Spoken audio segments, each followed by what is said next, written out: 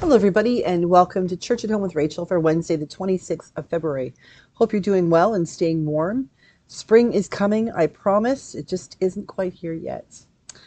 As I was moving some books from my house to my office, I came across a whole pile of books that when I was in Alberta, I had highlighted things I wanted to talk about on Church at Home, things I've been reading. And this is a book called Christianity for the Rest of Us: How the Neighborhood Church is Transforming the Faith by Diana Butler Bass. And she's an amazing author. And this is one of the things the passage that I highlighted here. She says, not long ago, returning home to Virginia from Pennsylvania via MapQuest, my husband and I got caught in a locally notorious construction mess on the Baltimore Beltway. My frustrated husband asked, "Is there another way?" I grabbed the worn paper atlas from the back seat as we exited the freeway. Using old-fashioned street signs and intuition, we navigated through neighborhoods to an unused secondary highway where there was little traffic and an open road. My husband remarked, "That's a good route. It's a reasonable way even if there isn't any traffic." We found a better way that eventually brought us safely home, an alternative route that we created by following the signposts on the ground. She says some Christians think that faith is set like a set of MapQuest directions, that there is only a single highway to God. After all, Jesus said, "I am the way, the truth, and the life. No one comes to the Father except by me." He is the map. And Christianity is a kind of vacation destination, a place you wind up in to escape hell. Such Christians claim that God has a plan for your life, a route you must follow, or you'll be lost in this life and damned in the next. They even have things like 4 spiritual laws and 40 days of purpose that tell you how to get there. Like computer-generated directions, this road is predetermined, distant, and authoritative. You cannot exit this freeway or deviate from the route without peril. Taking a creative risk, as I did in my most recent journey through Baltimore's old neighborhoods, will not lead you home. Instead, it leads directly to hell and destruction. Who cares about a few spiritual traffic jams or construction zones? Better stick to the map, follow the plan. But what if Jesus is not a MapQuest sort of map, a super highway to salvation? What if Jesus is more like an old-fashioned street signs in a Baltimore neighborhood, navigated by imagination and intuition? That rather than a set of directions to get saved, Jesus is, as his earliest followers claimed, the way. Jesus is not the way we get somewhere. Jesus is the Christian journey itself, a pilgrimage that culminates in the wayfarer's arrival in God. I really like that, and I'm really glad that today I came across that passage from probably 2 years ago when I read it the first time. It feels an awful lot lately, anyway, that there must be a path. And aren't we really being told, both by politicians above and below the border, aren't we being told that there is a way? There is a specific way, a right way. You got to do it this way. Even though you've got people on the other side saying, no, you have to do it this way. There's this hammering of right and wrong, black and white. This is the way it has to be.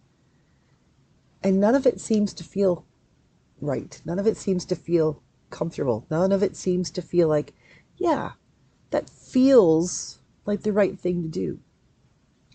I don't know about you, but I love driving, and I enjoy a good Sunday drive. Now, I'm doing a lot of that lately and find that there's a whole lot less Sunday driving the old-fashioned way for me than there used to be when I would come home on a Sunday and take different routes home from my parish churches. Now every route's different because I'm in a different church every Sunday. But by the time I'm done and I've had the Eucharist, the communion with the people I've gathered with, and then we have the bun fight, the homemade buns and all the good desserts and all the things that people have when we invite the bishop to come for church service and we have a good meal. On the way home, especially as the days get longer, I really enjoy turning off my GPS, my Google Maps, or whatever it is I've got on my phone, and just sort of letting myself sink into where I'm going. As long as I know I'm heading in generally the right direction, and I have nothing else planned for the evening, I have lots of time. I have the time to just relax and look at the signs that God has put around me. The cattle in the field, the birds flying in one direction, wondering what's going on over there when sometimes you see some smoke rising from a field or two far over the way. Or all of a sudden, as you're coming up on something, all kinds of crows fly away. You've startled them from something. And it makes me think about all of the things that I don't notice when I'm paying direct attention to Siri or whoever she is saying, in 2.5 kilometers, turn right. In 2 kilometers, turn right. And then as I get closer, turn right now. Has that ever happened to you? We end up paying more attention to the rules, to the instructions that somebody else has determined are correct. And I think that pulls us away from listening and intuiting and understanding when Jesus is speaking to us, when God is saying to us, take a deep breath, slow down. When I was in Alberta, when I had just the 2 points, Wainwright and Edgerton, there were a number of times on a Sunday afternoon, because in Edgerton I would finish up worship at about 1 o'clock, about 1 quarter after 1, I'd be heading home. And especially in the spring and in the fall, just the way the sun would fall on the fields. The fall, the wheat moving. In the spring, the green, the beautiful green of the wheat growing. And just to see, numbers of times I would stop, and I'm a horrible photographer with my phone, but I'd stop and get out of the car and take a picture. Now, in my phone, all my photos, I have probably hundreds of photos of fields and barns and sky that look almost identical. Until I actually slow down and look at the picture, I can't remember when it was. I can't remember what I was thinking, but something made me pull my car over and take that picture. Now, I guarantee you some of that would have been the music I was listening to. Big country fan. And on a Sunday afternoon, listening to some prime country, listening to the oldies but goodies, the ones that take me back to when I was a little kid, going to my grandparents' farm. Those memories from the music and the scent, particularly of the spring or the fall in the air with the window rolled down as you're driving along, and just the temperature or the way the wind is blowing, to stop the car and get out and just breathe and look and listen, was very often a reminder to me that I was on the path that God had called me to take.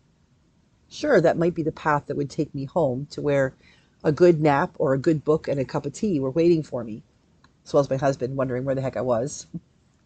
But more than that, they were reminders to me that when I stop and listen, when I stop paying attention to what the rules are, to paying attention to and focusing completely on this is the right way to do it, like MapQuest or Google Maps.